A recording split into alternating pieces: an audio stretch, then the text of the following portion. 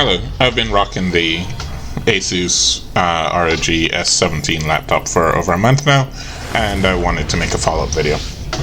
So I will generally break my review into the bad or less than good, the okay, and then the good parts. This will have much less editorial content, and mostly it's just going to be me reading this because I've delayed making this video for far too long anyway, and so this is probably the easiest way for me to get it out. So there's the Denoise AI, which will software program that comes pre-installed, and for whatever reason it would often consume like 10 to 20% of the CPU, and I don't think it was doing anything very good. Here's a Reddit link of what I did to remove it. It has blue screened multiple times in the last month or so that I've had it. In most of the cases, it is when I'm connecting my HDMI port of my TV to the USB-C port of the laptop. It has since decreased, but yeah, so that is one thing. Like connecting and disconnecting the port like 3 or 4 times in a few minutes seems to make it a little bit unstable. But there have been some more updates to both Windows and the Asus BIOS. I don't know if it was eventually fixed or I've just stopped noticing it. Because the screen isn't a direct multiple of 1080p, there is a slight blur on 1080p content. It's not horrible, but it is noticeable if you see native content and then you see non-native content upscaled from 1080p. It's usually okay. There is one way to adjust this. There's the high DPI display settings, which you can do by just right-clicking any program, then you do properties, compatibility, and then click change high DPI settings. This seems to work very well for most programs. I've used it for Stellaris and a few other things. I'll just spend a bit more time on Stellaris. There was a lot of effort, or I had to spend multiple occasions trying to get Stellaris resolution to work with the laptop. Particularly the menu screen doesn't seem to scale properly, where basically I'd have to move the mouse to the right of the button that I wanted to push. That seems to have gone away now with the high DPI display settings change. On default, the battery is less than 2 hours. There you can have the extended battery mode or low drain battery mode. That I've seen approximately would extend it to 3.5 or so. I've given up on the battery. That's not the main reason I use it. And I actually have I've changed the setting to charge the battery only to 60%, hoping to keep the battery life going on longer. The default power setting screen has been popping up partially because I've disabled a number of the Armoury Crate settings. If you don't disable it, and or if your default login is the admin account, you probably won't have this problem.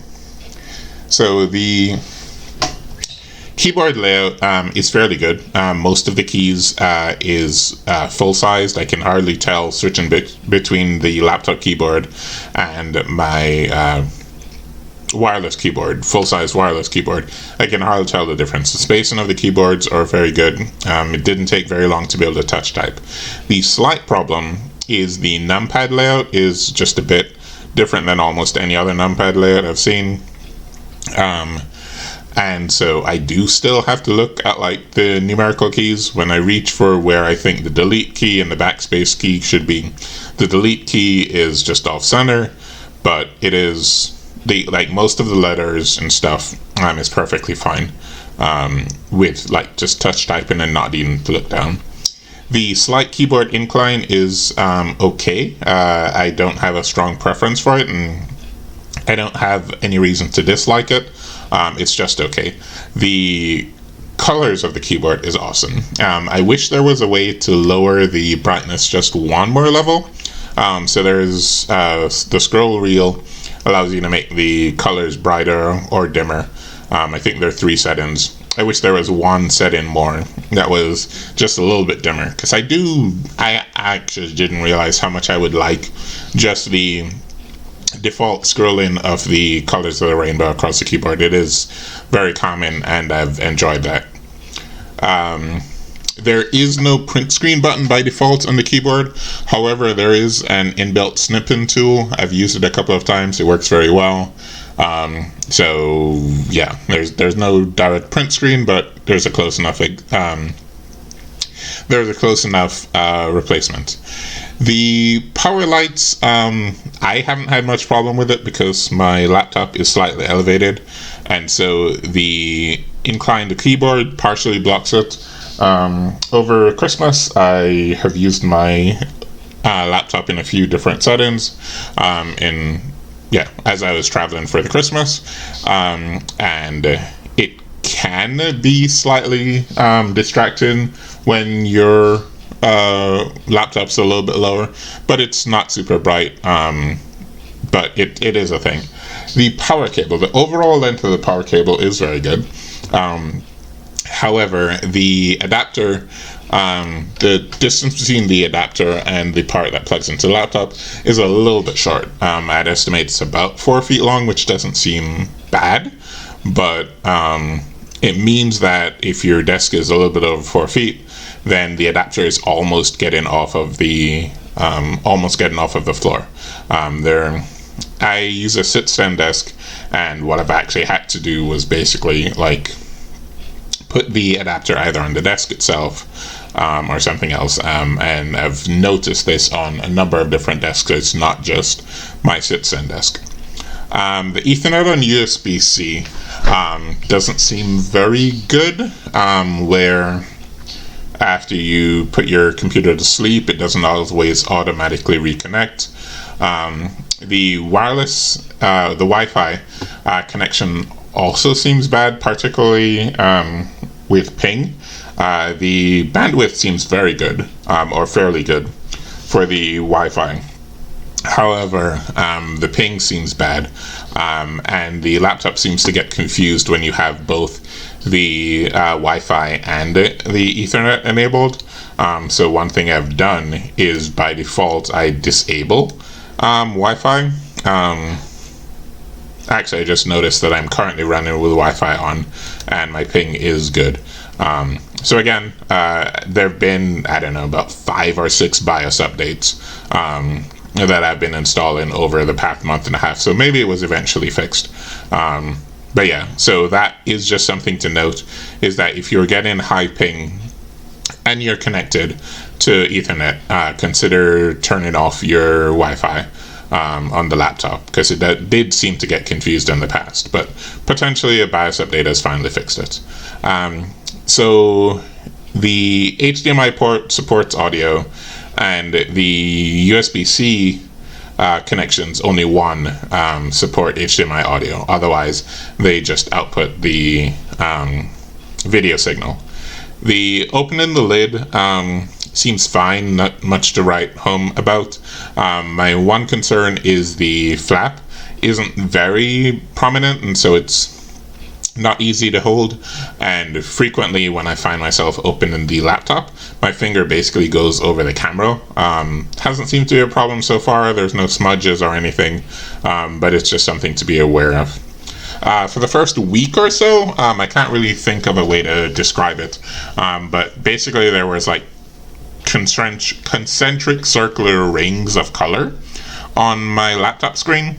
It was difficult to notice. It was basically only visible for the first month or so. I don't know if it was burning, don't know if it was a slight software issue or whatever, but I'm just calling it out. That was something I had noticed. So one of the games that I've been playing was Cyberpunk, and Cyberpunk actually could support I don't know, somewhere between 30 and 60 FPS, fully maxed, all ray tracing, 1440p, etc. I wouldn't try to play the game fully maxed, but it is technically playable. What I do now is a mixture of high settings with some ray tracing, and it's regularly hitting well over 60, somewhere over the 100 FPS range. Initially, and again, this seems to have fixed itself now, but initially within the first few weeks or so, I would have to relaunch the game, because sometimes it would just launch and like I'm getting low FPS regardless of what I'm doing for the settings. What tended to happen is I just relaunched the game and it would work. But this wasn't just Cyberpunk, this would happen with random programs. Like literally I would launch Microsoft Word, and like I would be typing on the keyboard and I could count a second or two between me pressing the keyboard, a key on the keyboard, and this showing up on the Microsoft Word.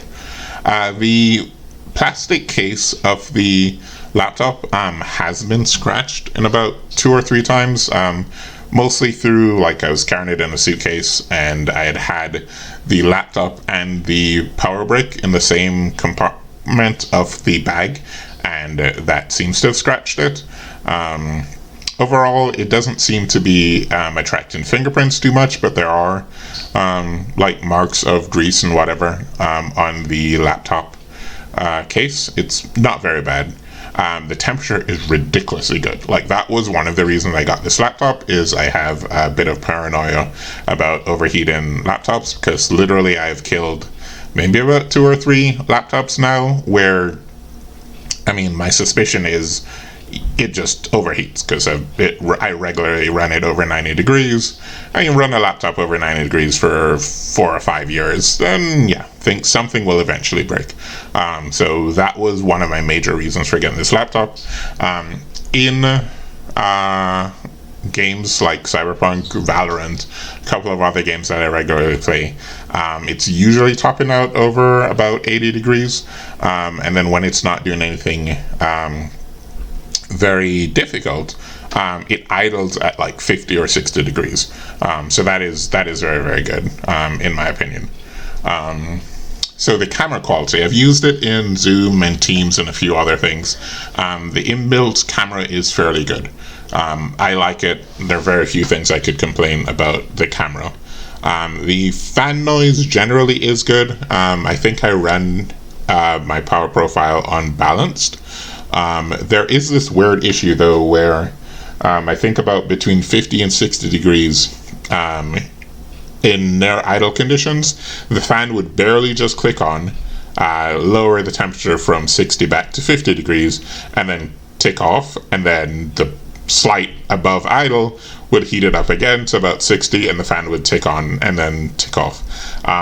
Easiest way to solve that, unfortunately, is to literally just launch a bigger program, like just have Chrome or Firefox or something in the background.